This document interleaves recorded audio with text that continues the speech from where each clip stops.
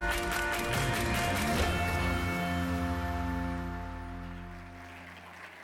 evening. Welcome to Los Angeles, or maybe I get welcome to Los Angeles. We are so happy to be here on behalf of Pacific Union to put on Real Estate Outlook 2020. This is our first year in Southern California, but we've just completed our fourth year in the Bay Area. And I'm going to give you a little glimpse into what we talked about in the last 3 years up there as we move forward with the agenda today. And I'll give you some anticipation for how we're going to close it out today and give you insight into the year 2020. First of all, I want to welcome everybody in the audience. It's such a special audience for Pacific Union because it represents the merging of so many cultures here in Southern California, from Partners Trust and John Arrow to Gibson, the Mark Company from Northern California, and finally Empire, which is another business that we acquired earlier this year. So the dynamics of all these firms coming together is truly creating the ultimate California real estate company, and in an unprecedented way is going to change real estate in Southern California. We are doing today in cooperation with John Burns Real Estate Consulting. John Burns, who's going to join us here on the stage in just a few minutes, is the only economist in our industry that I've been able to find, or that we have been able to find, that will give you a forward-looking perspective and analyze all the moving parts associated with our housing market. So this is our first year with John down here, but our fourth up north. I attended the one in New York City on the first week in November. It was fantastic, and I think he's got some real dynamic data for you to consume here today. For those of you who are online, you can please join the conversation at PAC Union, hashtag Real Estate Vision. Once again, at PAC Union, hashtag Real Estate Vision. I know we have our colleagues in the La Cañada office, and I think also in the Pasadena office watching online. We're also simulcasting this in Mandarin for our friends in mainland China. So, flashback, November of 2014, when we put on our economic summit. We really shared with the audience, after presenting all the data and all the cases, that if you're trying to time the market and you want to retire to St. Bart's, the runway is getting really short, okay? We're running out of runway. That is the runway in St. Bart's, and that's Nikki Beach, the bar in the background. So we're running out of runway. The top of the market in the Bay Area happened to be, you pick it, May, June, July of 2015. So we kind of nailed that one. Last year in Northern California, the message became even more urgent. The clock was ticking, okay? And we shared with the community what was motivating buyers, what was the generation, why were they moving, and what was the arbitrage in the market between the job centers and where the growth in the market was coming. We also shared with everybody what sellers were up to, what the generations of sellers were versus buyers. Why were they moving, okay? And then the local housing demand, how did it pan out?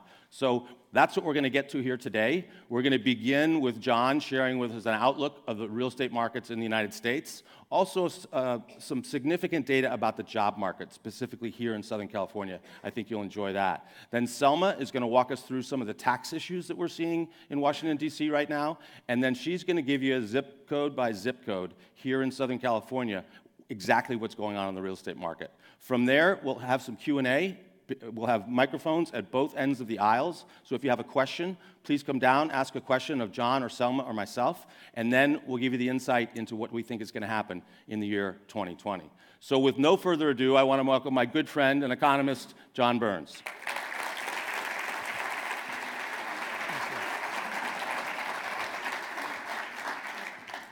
Should we welcome him to Southern California by talking about the Dodgers and Giants? There you go. I didn't think so. I grew up in Northern California, so I'm a Giants fan. It hurt me too. Yeah, exactly. I rubbed it in for 6 years. You can let me have it now. So I'm going to give you a national perspective. And my agenda here, our company agenda, is really to try to get it right. So if I'm missing something, please hit me in the Q&A or tell me afterwards what you're seeing differently. But this is what, when we've got offices all over the country, and we did like 600 local consulting assignments last year, this is what we're seeing nationally. So we rate all the markets and all the maps. Red's going to be bad and green's going to be good. We can't find one market in the country that we call poor right now. Every market is doing okay. There are 5 markets, 10% of the top 50, that we're calling weak: Bakersfield, Fort Myers, and 3 markets in the Northeast. Almost all of the country, and then someone from Bakersfield chuckled. It's getting a little better, though, actually. Most of the country looks like this. it's running average. Sales are fine. We're seeing some price appreciation. Sure, things could be better. They're not too hot. They're not too cold. And there's another 9 markets that I would call strong, and they tend to have a tech orientation to them. San Jose, Reno, San Diego, Riverside, Dallas, Nashville, actually. And then one market, just Seattle, is absolutely on fire. We're calming this one down because the announcement of HQ2 up there, Amazon relocating elsewhere, sent a little confidence shock through the market that some of the irrational exuberance we were seeing in Seattle has slowed down. So that's what we're seeing around the country. But then we sit back and go, okay, we look at all the math. We collect a lot of data. And we say, let's look at the fundamentals. How is demand in that market compared to its normal demand? How is supply compared to its normal supply? How is affordability compared to its normal affordability? And if everything's running at average, we say, hey, that's a normal risk market. If things are a lot better than usual, it's very low risk, and worse than usual, very high risk. We can't find one market in the country right now that we would call very high risk when we look at those demand, supply, and affordability factors. I can find a few markets that I would call high risk. Austin has had so much price appreciation, some of it deserved, but some of it not. Houston just climbed out of a recession. It's actually getting better, and Fort Myers is not a very strong market either. But I look around the rest of the country, and you say it's normal risk. And what almost all of these markets have in common is there's more demand than there is supply, but affordability is starting to become a problem. Then there's a number of markets that really have not recovered, and they tend to be in the Midwest and the Northeast, and some that have very low risk: Tacoma, Chicago, Minneapolis, and those markets really haven't even recovered. So when you're reading some of the national news, it's a roll-up of all these various things. So to have a view on the housing market, you have to have a view on mortgage rates, and I'm not smart enough to predict mortgage rates, but there are people that put a lot of money on what the 10-year Treasury future is going to be, and mortgage rates trade at a premium over a 10-year Treasury, because a typical pool of thousands of mortgages pays off after 10 years. Someone pays it off after 5, some people hold it to 30. On average, it's a 10-year hold. The 10-year Treasury, the bond market is saying it's going to only go up 200 basis points over the next 3 years, from an average of 2.4 to 2.6. So that's what the professionals are betting, and if you disagree, you can actually hedge. And then we think the premium over the 10-year Treasury today is 1.6, which is below normal. We think it's going to rise to normal. One of the reasons it's below normal is the Fed has been buying mortgages to keep it lower, and they're going to stop doing that.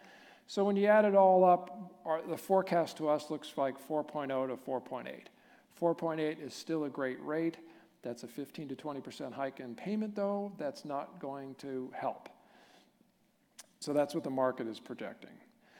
We also have done a very, very deep dive on demographics, and I presented a lot of this last year, but I'm just going to give you one slide on it now. We actually wrote a book on this we published a year ago called Big Shifts Ahead. This is a snapshot of LA County's population by decade born, so you can find your decade on there. If you are, purple would be 1950s, that would be 1.1 million people, 1.4 million people born in the 60s, 1.4 million in the 70s, et cetera. It's just easier to compare decades to each other than use these Gen X and Boomer and Millennial generalizations that don't really work. What I'm going to tell you is a couple things that are different about Los Angeles. So if I did this chart for the country, the size of that purple column, 1950s, would be the exact same size all the way through the 60s, a little smaller in the 70s, and then a little bit bigger in the 80s and 90s. We have a much younger population in LA County than we do nationally, particularly those born in the 1980s. And you can call them millennials if you want. It's better to call them the older millennials, because the younger millennials were born in the 1990s. The other massive difference here, and I'm sure there's a lot of people online in China listening to this for this very reason, is we're seeing a lot of immigration. The shaded piece there is the percent of that population that was born in another country. So if you're selling homes to somebody born in the 50s, 60s, or 70s, more than half of them were born in another country. And that's why you need multilingual real estate professionals and a lot of different niches here. And you see that starting to trail down when you get to the younger folks. The reason is immigration tends to happen in your 20s and 30s, so that number those numbers should go up over time, although our immigration policy can impact that dramatically. So that gives you the demographics. Then again, sticking with the theme here of red is bad and green is good, I'm going to give you the demand, supply, and affordability for LA County today. There's about 78,000 existing home sales in the last year. That is below average. So the way we grade things, a C would be average. It's okay to be a C student in this grading curve. We have a below average, and I don't think I need to emphasize that. We'd all like to see more transactions. The job growth, though, which brings more adults into town who can buy homes, is running at about average at 50,000, and the unemployment rate is now starting to get pretty low at 4.8%. That's actually higher than the country, but it's starting to get pretty low. And a low unemployment rate is going to mean better income growth. And we've been calling for this for some time. I'm a very, very bullish on income growth. One of the reasons we pointed out in the book is we're going to see a lot of retirement over the next few years. And we're going to have to replace those people. From an affordability standpoint, we have an affordability index that says 0 would be the best affordability ever, 10 would be the worst affordability ever in LA, and 5 would be the norm. This is an 8.5. And that is looking just at payment. If I looked at price, it would be worse. So there's no doubt we have an affordability problem here. And on our home value index, which 100 would be 2002, we've seen 129% price appreciation here since 2002. Just step back and think about that for a minute. That is very expensive. And then on the supply side, here's where we're all green. And the way we did this, I know you'd like to see more supply, but from a demand supply standpoint, low supply is a good thing. It causes more price appreciation. 5,700 single family permits in the entire county in the last year. That's virtually nothing. 16,000 multifamily permits, that's quite a bit, almost to its historical norm, so 22,000 permits. But if we're adding 50,000 adults with jobs and bringing in 22,000 new housing units, that's more than 2 jobs per housing unit. That's an imbalance, and you have demand running faster than supply. And the way we look at months of supply, that's about 3 months of supply, and I know that the months of supply number is very low. One tidbit I'll leave you, though, for those of you that have as gray hair as me, is the new norm is probably about a month and a half to 2 months lower than you're used to. Because when you look at the old norm, it was 30 days to get a listing and have an open house and all those things. Now it could be 3 hours to put it on the internet and have an offer. So the world has changed due to technology. The months of supply is much lower. Looking at our economy, these 10 sectors are about half of the jobs out there.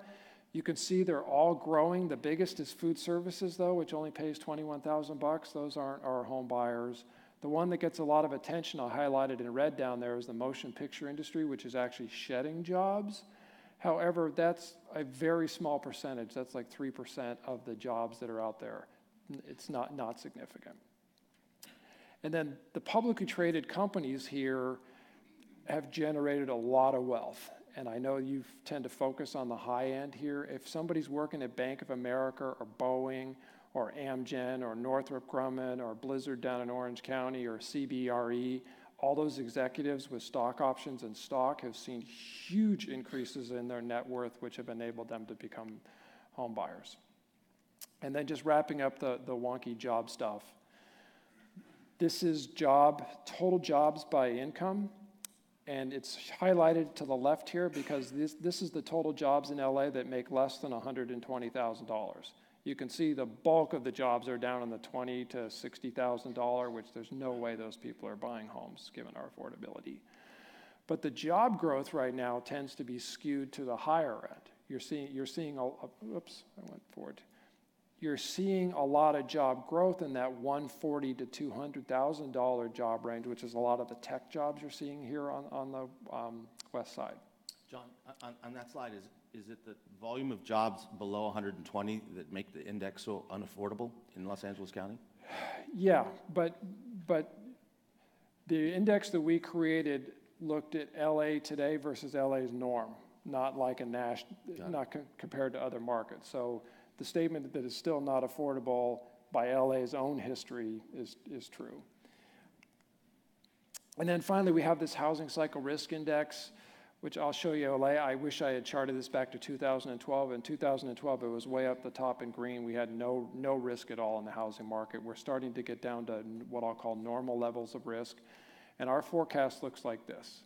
The more price appreciation you're going to see, the more risk is in the market. The more construction that comes into the market, the more risk is in the market. So we say demand is normal risk, supply is a little bit higher than normal risk, and most of that's apartment, and affordability is the risk.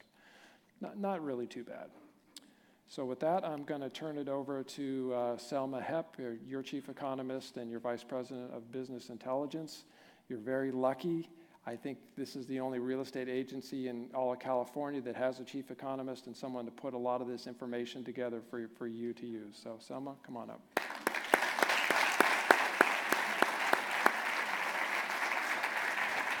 Thank you, John. Thank you. Thank you all for being here. And it is my sincere pleasure to be here because although I've been working with Pacific Union for the last couple of years up in the Bay Area, I live here and I have unsuccessfully tried to be a home buyer in California, in LA. And I emphasize the unaffordable part or unsuccessful. So all these numbers that I'm going to share with you are very close to my heart. So before we go into the local housing market numbers, I want to run with you through a series of numbers that look at the impact of taxes. We are all in high anticipation of what's going to happen in the next few days or possibly, by the end of some changes before the end of the year. But what I'm looking at here is what happens if a buyer buys a $1.2 million home. And it may seem like a high number, but it is about a quarter of LA's market, and it's a lot of our agents do work with these numbers. So under the current, what we currently have is we have state and local income deductions, and with about $200,000 income, I underestimated this number, but let's say it's about $13,000 in state and local income deductions. Then we have, if you buy a $1.2 million home, on the first year of your amortization, you have about $40,000 in interest. So you can deduct that as well. And then lastly, what you can deduct is your property taxes, which would be about $12,000 on $1.2 million home.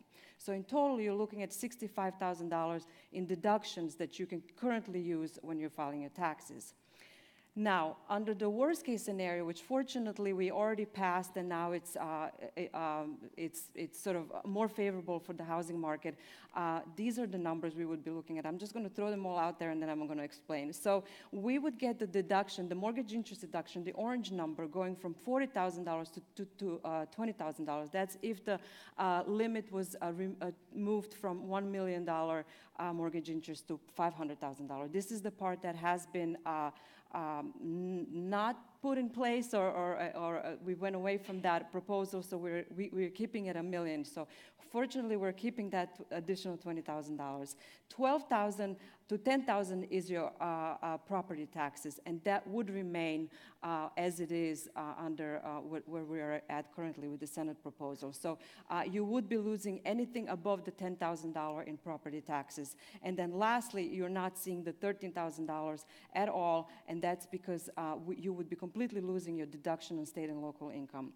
Now, Fisher Center for Real Estate up in Berkeley did an estimate of just what the state and local income deduction would do to the local economy, and the estimate is $38 billion for middle and upper income Californians that would lose in their money out of pocket, which translates to about 2 to 3% lost economic activity in California. Okay, so with that, I will move forward to talk more about local housing markets here. So in LA, we saw an average of about 8% appreciation rate over the last year. So the numbers that I'm looking at are year-to-date numbers. So we took first 8 months, or first 9 months of last year, or first 9 months of this year, and then compared the numbers.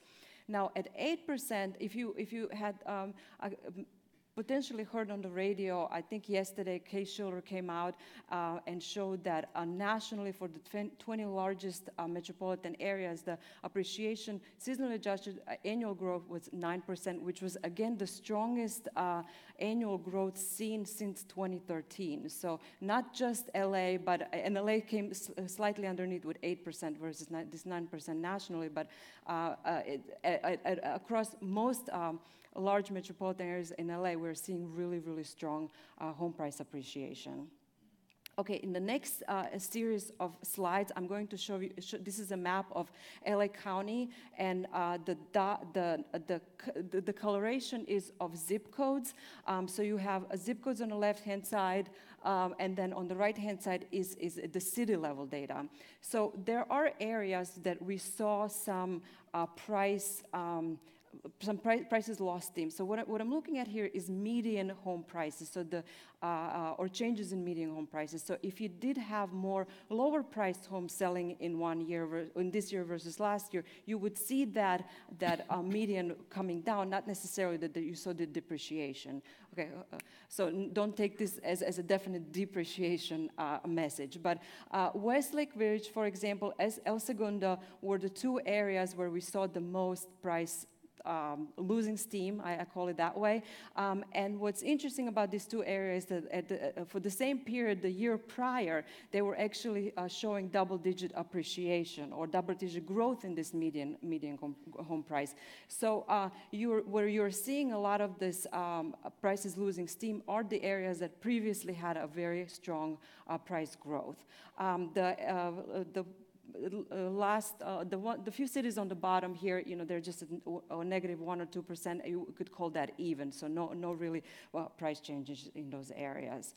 One thing to note, I do want to actually point it out. San Marino, for example, San Marino is a primarily Chinese market, right? And that market did lose steam as a result of changes to the capital inflow restrictions in China. So that market has been affected.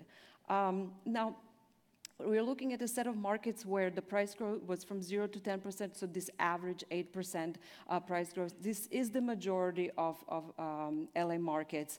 And on the right-hand side, you can see the list of cities. I hope you can see it. I can't quite tell if it's very hard to read, and maybe a little bit hard to read. But on the top markets is the lower single-digit appreciation rates.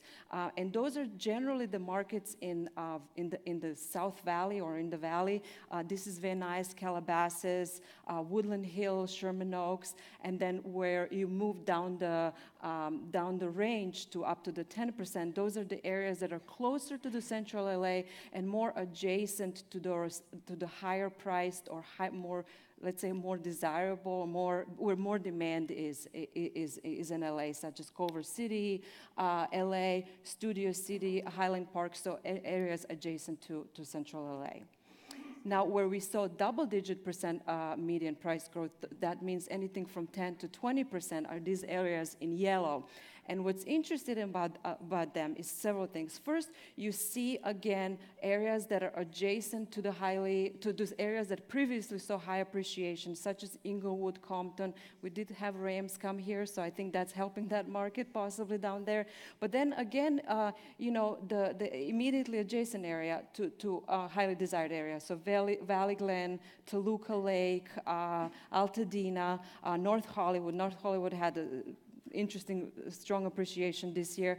And then on the other hand, you're seeing areas that really benefited from the tech industry, so the Silicon Beach. So we're talking about Manhattan Beach, we're talking about Venice, to some extent Pacific Palisades. When you looked at their numbers last year, they were actually one of those losing steam markets. They would have been in red, but they now showed really strong return in buyer sentiment due to the presence of the tech industry.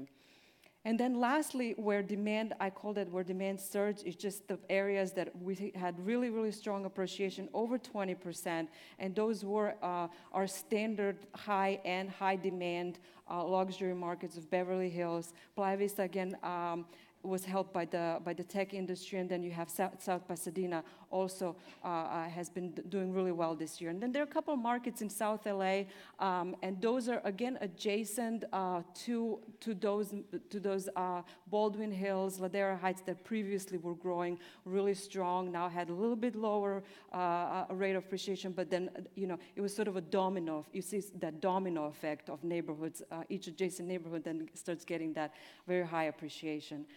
So now when you put all this together, it's very hard maybe to come up with some consistent story in terms of how the distribution or what really the story is. But I will point out that what we are seeing in LA is very similar to what we saw in the Bay Area. And the message was the same, where the areas that were previously gaining a lot of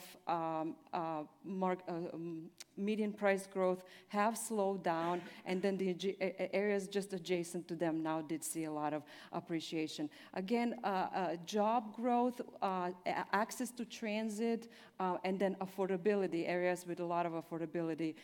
Those were all the areas that we saw a lot of appreciation over the last year. So, Selma, does that mean that the neighborhoods last year that appreciated the most, they became unaffordable, and the adjacent one that was affordable became popular? Right, exactly. So now in terms of the buyer competition, what I'm looking at here is how many homes sold over the asking price, so how competitive the buyers were amongst themselves. 42% of all homes in 2017 sold over the asking price, so 42%, and this is up from 38% last year. So there is some increase in buyer competition.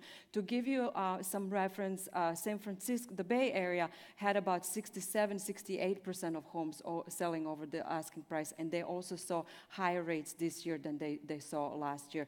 Areas in LA that were more than 42% were actually in that 60-70% range, were, for example, South Pasadena, East LA, and those more affordable neighborhoods where buyers are really, trying to get in.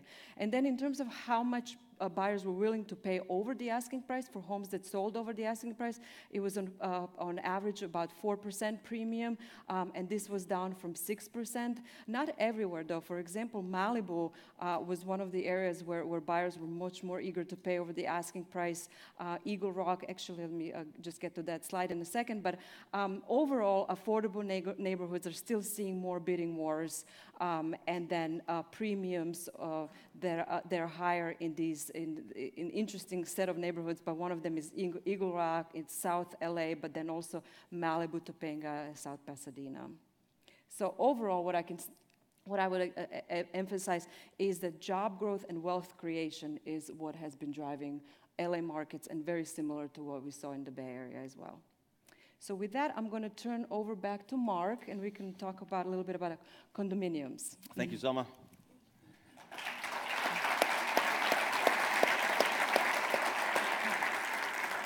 So I'm going to share a perspective on the condo market in Los Angeles County, and shortly after that, or immediately after that, we're going to go to questions. So 2 microphones have been brought down to either side of the stage. If you have a question for John or for Selma, please step up and we'll go through them. So the Los Angeles condo market, this research is largely developed by the Mark Company, and to the benefit of any developers that might be in the audience or online. So what you're looking at here is new construction supply, demand, and pricing index. The supply of new condos being developed in Los Angeles County is in orange. The index of the pricing index is in yellow. It's the line across the top, okay? And then the units traded, or the absorption, are the dark lines across the bottom. And so you can see that post-recession, there was really no supply coming online because there were no buildings coming out of the ground. So we hit peak supply of about 700 units a month in in January, February, and March of 2016. And then as absorption took place, the inventory began to burn off. So right now, we have about 400 units of supply on the market, okay? And we're closing about 20 units a month in the last 6 months. So that says we have about 20 months worth of inventory in the condo market. And it's interesting, and I'd love to have John and Selma's opinion, but in a marketplace where the affordability, it seems to be driving absorption, maybe Alan or Kristen could tell us, are these condos priced above market? Are they just in non-desirable locations? Because it seems like a lot of supply against the absorption. In terms of new supply, what this is really the Los Angeles pipeline, the opportunity for development.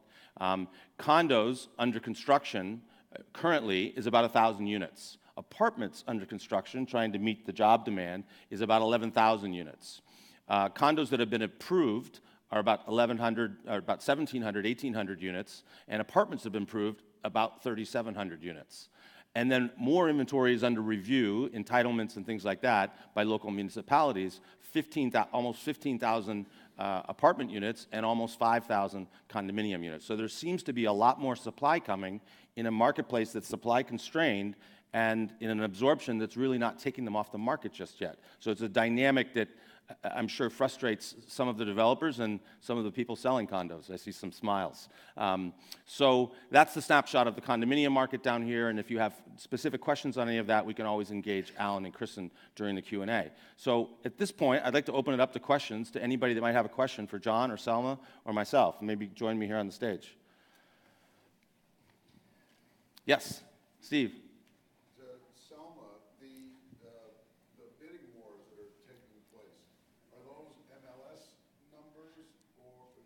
Yeah, this is all MLS. Unfortunately, it's hard to kind of talk about numbers when they don't go through MLS. So. Thank you. Go ahead. Hi. So I'm wondering, are there any potential U.S. policy changes that have the ability to greatly impact our Los Angeles area on the horizon? Oh, yeah.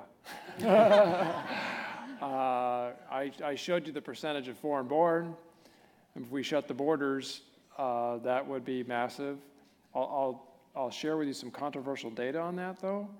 This is government data, and I believe it. The net migration from Mexico really back and forth has been 0 since 2010. And there's lots of data to prove it. Just look at the labor shortages that we're seeing.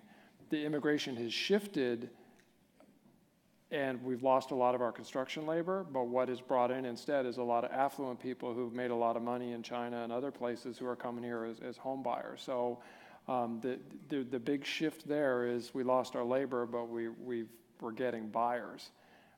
So the immigration policy makes a big difference. And I'll point out, it's not just our policy, it's their policies. And she alluded to it also. Them cracking down on you being able to take your money with you can impact us too. So it's not just our policies, it can be the foreign government policies. Yeah, we've seen the influx of capital from mainland China to the state of California be cut in half in the last, 18 months, since June of 16 when they changed their capital policies? Okay. What about income taxes? I mean, I know it's a wild card because we don't know what it is yet, but that's discretionary spending right there. Yeah, no, I mean, she handled that beautifully, and so we're keeping a close eye on that. But I want to give you maybe a national perspective on this. So only 13% of all homes in the country transacting this year are above 500 grand, let alone $1 million. And only 3% of homeowners have a mortgage over $500,000 and above. So if you're looking at this from a Washington, D.C., no, that's right, because you can hardly find anybody in the middle of the country that does. And in fact, a third of homeowners have their mortgage paid off at this point, because they're in their 60s and 70s and 80s. I know it's a different story in California, but I want to give you the national perspective because it is a national perspective that is passing policy, not an LA perspective. Yes? Hey, do you see any price adjustments in the next couple of years? I mean, I know when I saw this San Francisco stuff, I saw a slight price adjustment in 2018 or something. I mean, do you see that here in LA? So the question, so everybody can hear it, is do we see going forward any price adjustments coming in LA? And I think John's got some thunder on that after the Q&A, but you can talk to it. Yeah, we're continuing to project price appreciation here. I mean, the fundamentals are supporting it. So the demand is running faster than the supply. So it's support. I mean, the minute that changes, we'll change our forecast. Maybe share with everybody the forecast that you gave in the Bay Area and the tech industry's impact on housing. Yeah, no, I'm much more concerned about a tech bubble than, I mean, we looked at all the sectors of the economy that could cause a recession. This is not one of them. Real estate this time around is lending. I know the prices have gotten high, The loans are being documented. The builders are having to put down a lot of equity. There's not a lot of construction. But what is going on in other sectors of the economy, what's going on in healthcare is crazy. What's going on in tech is crazy. The auto and retailers are getting disrupted. So there's a lot of things to pay attention to. But tech is the one we're very concerned about. And so we think because the valuations are idiotic, honestly. Yeah. Is that a technical term? Well, and I'm sure I'm going to be proven wrong on some of those 190 companies that are valued at $1 billion, all of which are losing money right now. I'm sure some of them are going to make it. I don't think all 190 are. Share with, go ahead, Selma. I just, if I could add to that, evaluation aside, I do think we're going to continue seeing growth in employment job sector and tech, job growth in tech sector, because just with all the industries being disrupted and technology penetrating all the industries and turning them upside down, I think we will continue to see growth in tech jobs, and I think LA will benefit from that. Yeah. John, in New York, you shared a perspective with everybody on the difference between, the 2009 correction and a hiccup. Maybe just articulate that.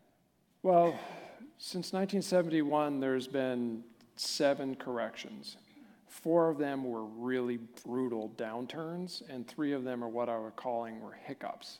Two of those 3 hiccups were caused by a stock market correction. The other was some international issues and rising interest rates.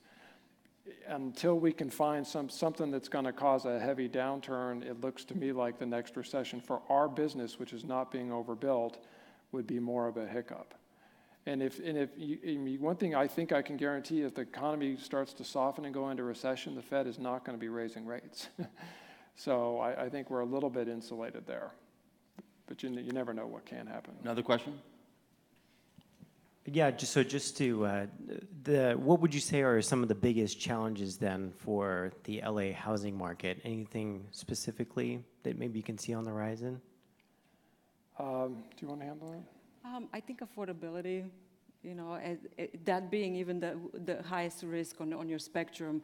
I think we do have, we are creating a lot of higher paying jobs, but we already have 10 million people living here with, I don't know what our home ownership rate is, but I think it's about 50%, maybe a little bit off here. Anyways, we have a lot of renters, that work here, and they try to, maybe I'm talking just from my personal experience, but I think there are a lot of people like me, so, not to underestimate the power of that. So, I think affordability, affordability. There's a buying signal coming from Selma, just in case anyone's listening. It's also a great tee-up to ask for a raise. Yeah, right, yeah. You mentioned in the tech industry a potential bubble, and obviously that affecting the San Francisco market quite heavily because of a lot of the tech industry companies are based in that area. With the emergence of Silicon Beach and a lot of tech companies moving their second offices, or even Snapchat, for instance, a company that bases itself here, should that happen to the tech industry, how do you think that would play out in the LA market? Does it hit certain areas more than others, or because of the other industries? I mean, as you point out, it's company specific, so I don't know which ones would get hit the most. I will say that the 2000-2001 tech correction hit the apartment market far harder than it hit the for sale market, because most of those tech people, even though they're making good bucks, are renters. So I wouldn't lose any sleep about it at this point. Sorry, to follow on to that, when you showed the graph with actually the growth in salaries, and that was actually above that 100,000 or 1,000 to 200,000 mark, do you think that is part to do with tech? Yes. Let me repeat the question. So the question was, with the growth in the job sector above 100,000 income level, does that have an impact on the housing? Well, the growth was in the tech sector. So yes, a tech correction would slow our job growth and would slow our high-income job growth for sure. But also to Selma's point, because of what's going on in tech, every single company, including Pacific Union, is hiring tech people and affluent tech people. So I still think the tech jobs more than last time are more protected because everybody is searching for tech talent, even if your business has been around for a century. Question up here. Yeah, Selma, who is your broker?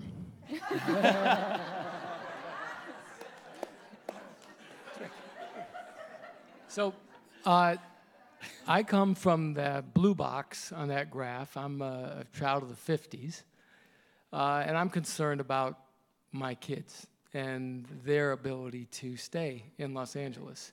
So my question is, what can we do to enhance their affordability? And of course, my concern is mostly on the west side, but the bigger picture is just in all of Los Angeles. What can we do for our kids? I think the most simple answer is build more. I know, that's basically our problem. We're just not building enough, and John, pointed to that. The population growth versus the new construction growth is just out of balance. And until we start building more, we're going to see appreciation rates being higher than we can afford, our generation. Yeah, the good news, bad news is LA is one of the most desirable places to live in the world. Yeah. And we're running out of land. We got this thing to the west of us that's not going to let us build out there. And, well, maybe they will. But it's going to become, no matter what we do to solve these issues, it's going to become a permanently more expensive place to live, just like Hong Kong, just like China, Shanghai, just all these other places. And I think there's a lot we can do to help it a little bit, but really I think that's the issue. And so you're just going to have to sell more homes so you can make a down payment so your kids can stay here. And last year, John, you shared that wealth transfer, it's like a $13 trillion number from the generation above me that is going to end up in the younger kids' hands? So that 1950s generation is all turning 65 over the next 10 years with more net worth than any generation before them by a long shot.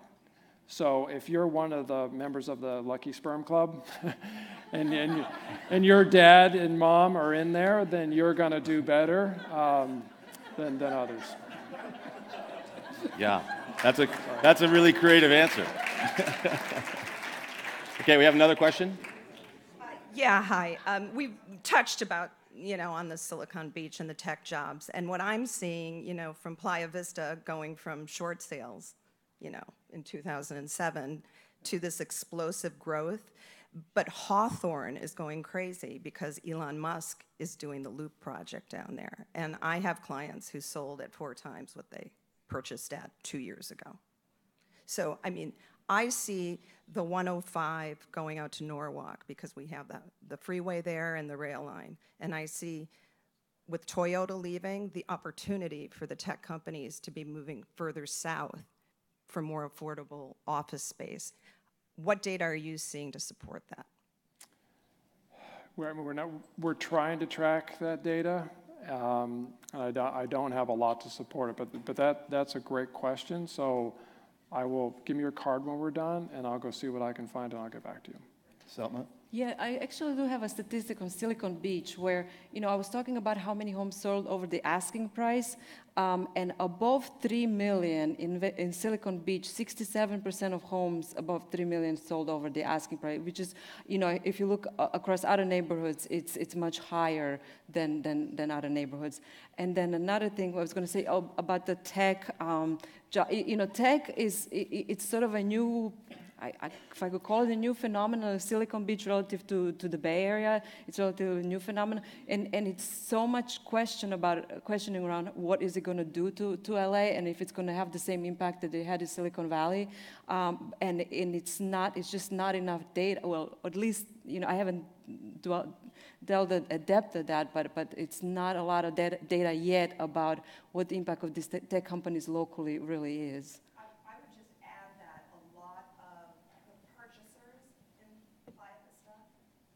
Are investors, and they are renting back to the people coming down to do the tech.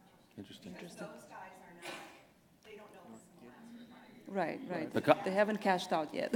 The comment for those listening online is that a lot of the investors in a lot of the purchasing in Silicon Beach is going on through investors that are renting back to the jobs that are being created there.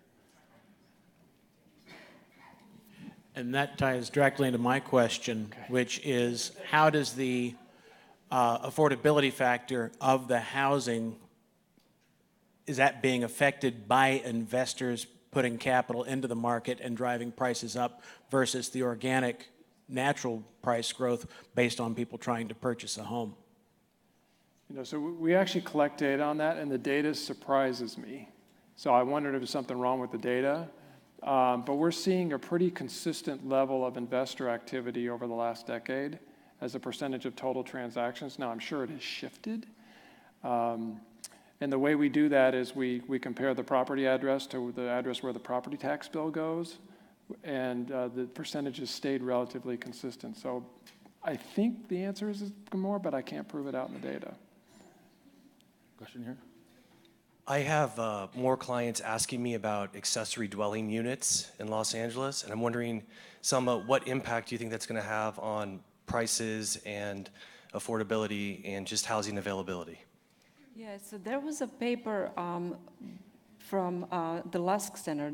Richard Green looked at how many homes we would need right now. If you just, I think he said if you just dropped 500,000 units in LA County, you would need to keep the prices at where they are. So to sort of lower that affordability factor.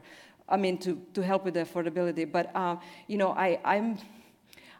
I don't understand why. I mean, LA is ironically one of the densest metropolitan area in LA. I mean, in the nation, but it's all single-family homes. So I always think to myself, I go hiking to Runyon Canyon, and then I sit there and I look at, what the low density we have. And as far as your eye can see, it's up to 4-story homes. And I thought to myself, if you could just add 1 story to all of these units in Central LA, you would contribute significantly to the supply problem.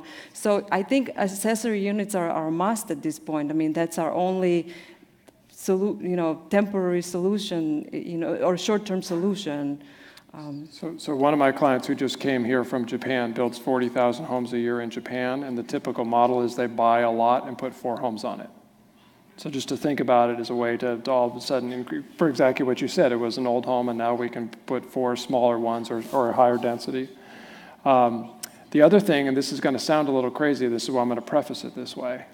So if I'd stood up here 7 years ago and said, I think 1 million people are going to spend the night in strangers' houses every single night, you would have said this guy is an idiot. But that's what's going on with Airbnb. And their fastest growing landlord base, we got a testimonial in our book on this from Chip Conley at Airbnb, is homeowners with empty bedrooms who need extra income in retirement. And what do we have all over here? And so I think what is going to shift is instead of renting out to a stranger every week, you're going to see more people renting out to a permanent tenant for the year.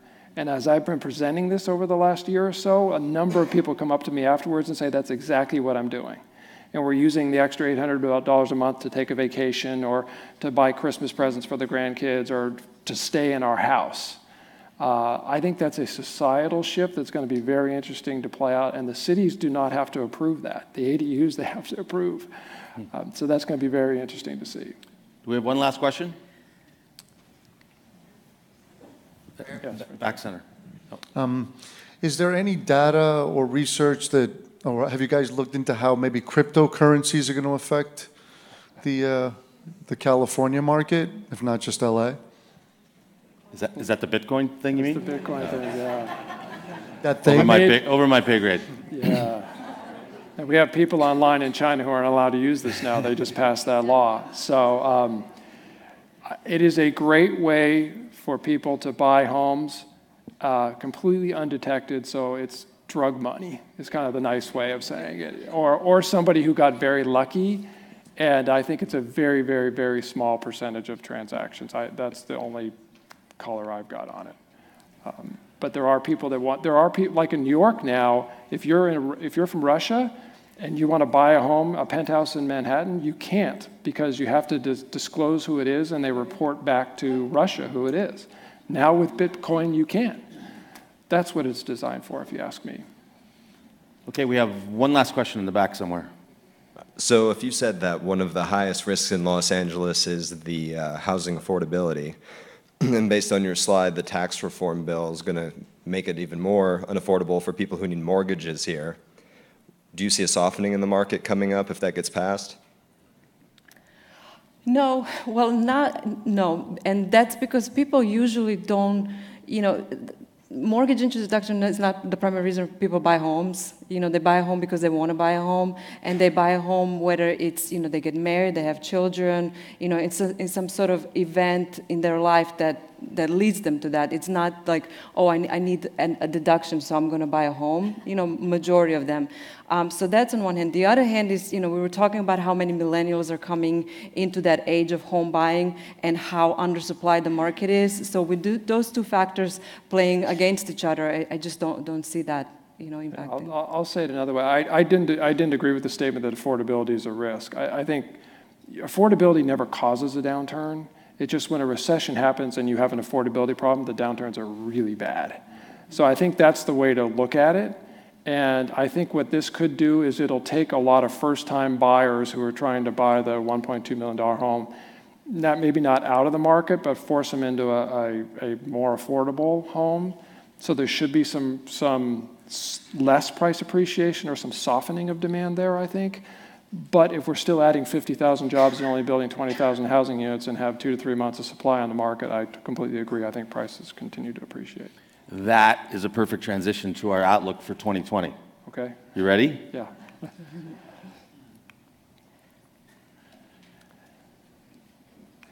I'll do it. Oh. I was just testing. Yeah. So, who knows? But this is our best estimate.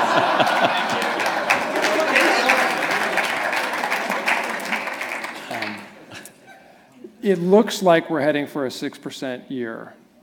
We've been pretty close the last few years. I mean, the demand is exceeding supply and supporting this. And then a 5% year, and then we're calling for basically no growth or maybe getting close to a recession in 2020, so we're calling for a slowdown. And I showed you earlier that would also be a 4.8% mortgage rate year. So that's basically what the fundamentals are saying. Something can come out of left field, or you can see irrational exuberance that could see a lot more than that. But that's what we're planning on, which is a total of 13%. I mean, that's pretty solid. And this is more optimistic than our view nationally because of the lack of the supply constraints here. And more optimistic than what we just shared in the Bay Area 2 weeks ago. Right. Yeah. So the Dodgers beat the Giants again. Yeah, exactly. So you want me to talk to you? Yeah, why don't you talk to this one? You can take it out. So all of us, when we go to social events, people ask us what's going on in the market, who are the buyers, things like that, and we answer it. And if we ever answer with a tone that is, it's slowing down, it's less frothy, things like that, people's minds always go to that time frame right there. It's still so raw and fresh in our minds, that steep decline that we had that really kind of started nationally in 05 and finished in maybe 09 or 010. It's very fresh in everybody's minds.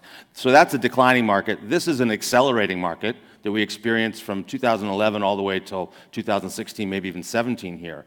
And what John just indicated is we're going to start to experience a deceleration in the market. Not necessarily next year. Well, it's decelerating from 8 to 6, but it's starting to level off. That's still a fantastic market. But what you have to remember when you tell somebody that it's decelerating and slowing down a little bit, it's not the decline.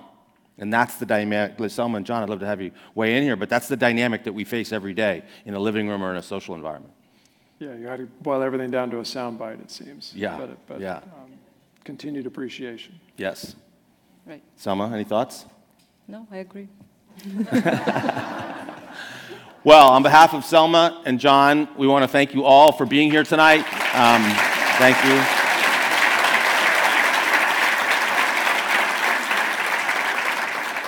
I want to thank everybody from John Arrow Group, from Partners Trust.